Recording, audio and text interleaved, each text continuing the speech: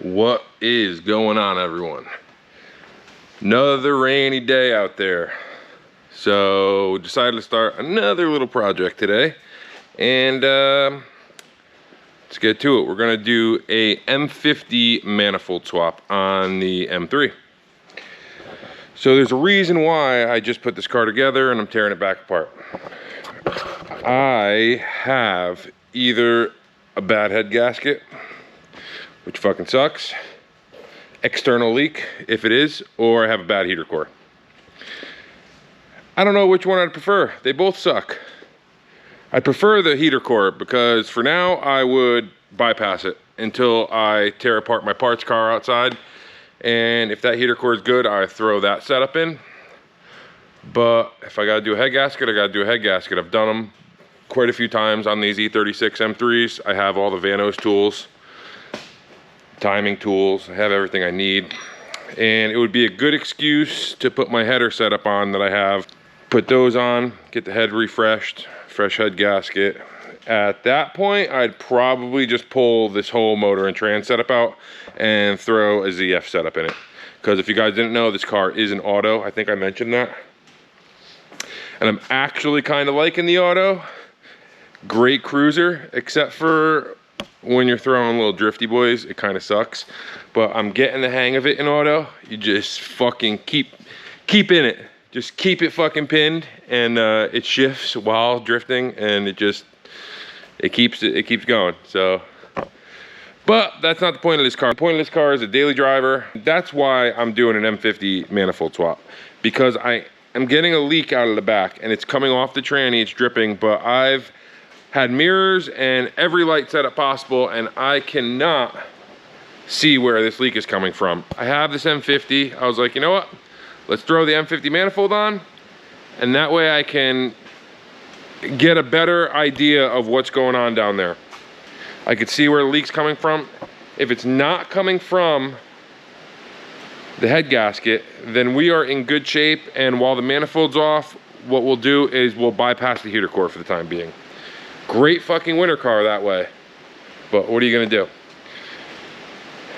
So, fuck it, let's do it.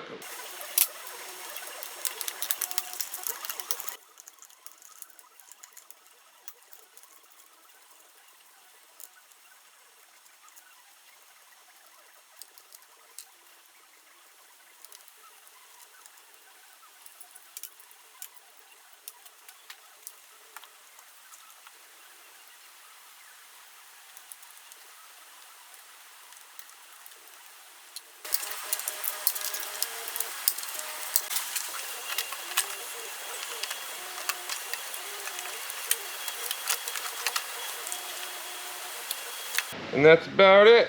So, manifold's off. Took all of maybe 5 minutes. I've taken these things apart so many times that it's quick now. So we found the issue. How fucking lucky are we? So the issue is this hose right here. It's got a little split in it. See it? Dripping down. Bam, look at that. That is our problem. So let's get this fucker back together with an M50 and a new hose, and bam, we're in business. We are in business. We don't have to change the heater core. We're gonna have heat still in the winter, and we don't have to tear the engine apart for a head gasket, which is a godsend. Thank God. Wasn't looking forward to it. We are fixing this hose, putting a new hose on it, and we are sending it. We are dailying it until I have another daily, and then we'll tear this car apart. I wanna know what color you guys think I should do with this car. Because I'm keeping this one, it's staying with me. I do like having a 4-door M, and ever since I sold my E90 4-door M3, I needed another 4-door to drive. For some reason, I've been itching for a British Racing Green M3. You know, it's the color off the European spec M3 Evo. And that's kind of what I'm leaning towards. I think I might go British Racing Green on it, especially with the Evo wing, LTW wing. I am thinking that this should go British Racing. It needs paint. The paint is fucked on this car.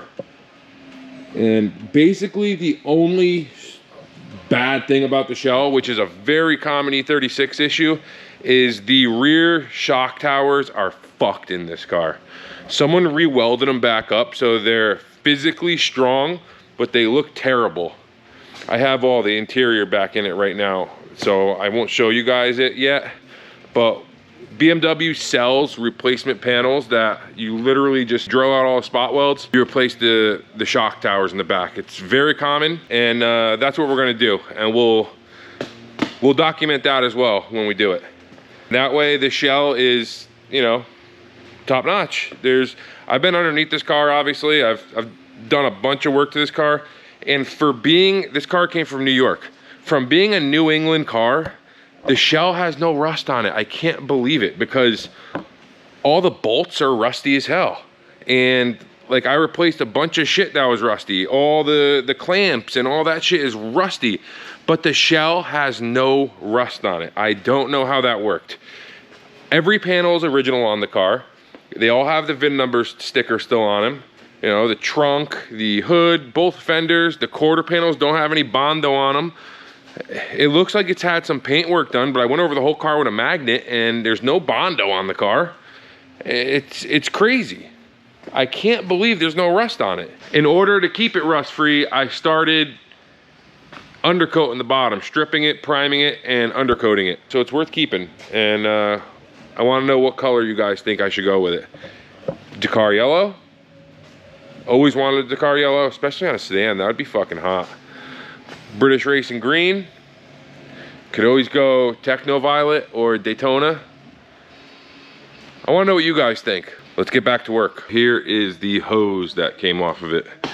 I lucked out on this one, guys. Big old split in it. Look at that.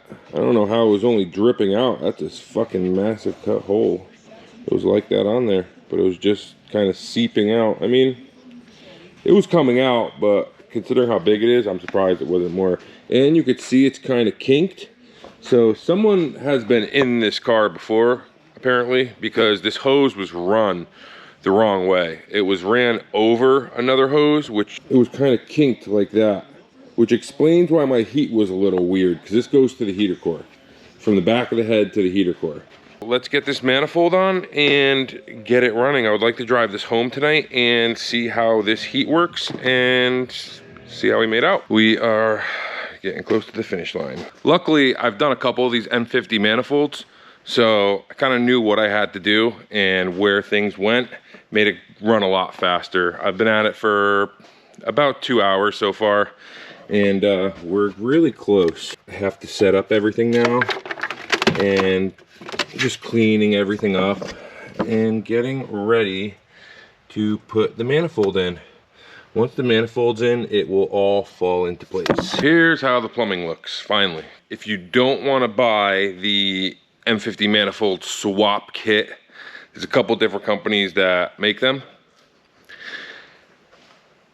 They're like 200 bucks, and fuck that, I'm not spending that.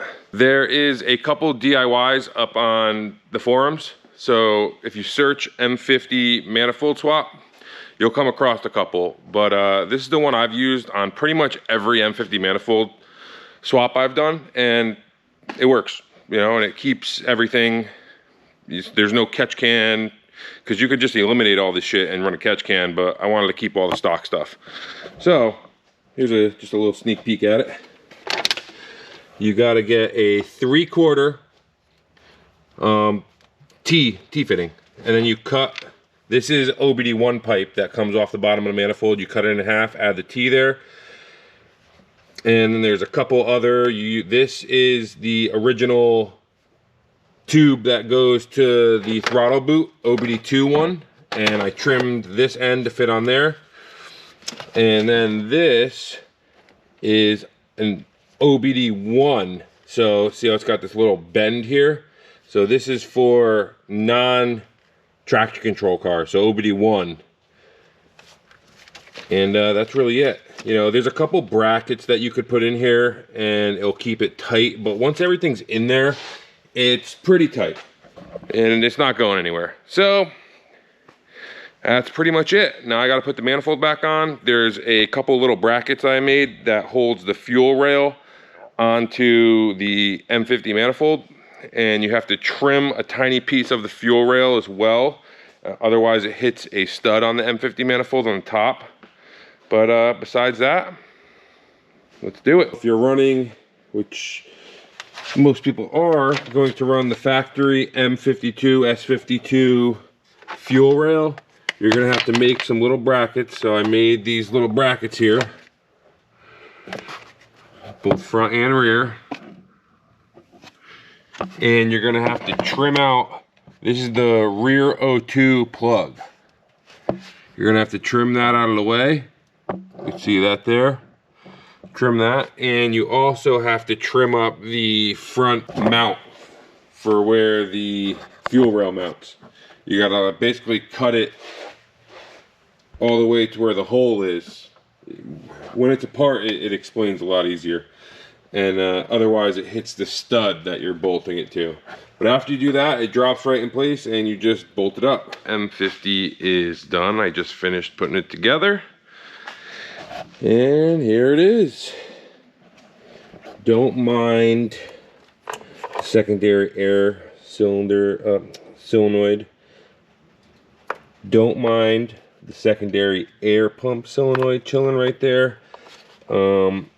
It's getting eliminated. It's just ran like that for now. Just to test things, make sure I don't gotta check engine light, which shouldn't.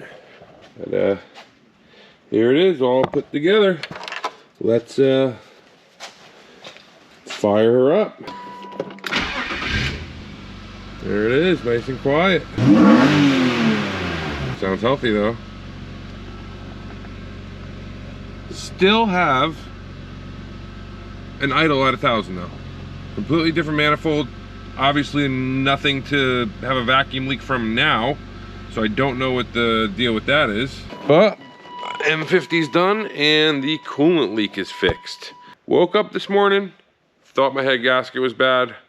I'm going to sleep with an M50 manifold swap. That's it. Not too bad. You could have worse days. That's gonna be it for this video. You know the deal, guys. Hit the like button, subscribe. Catch you guys later. Peace.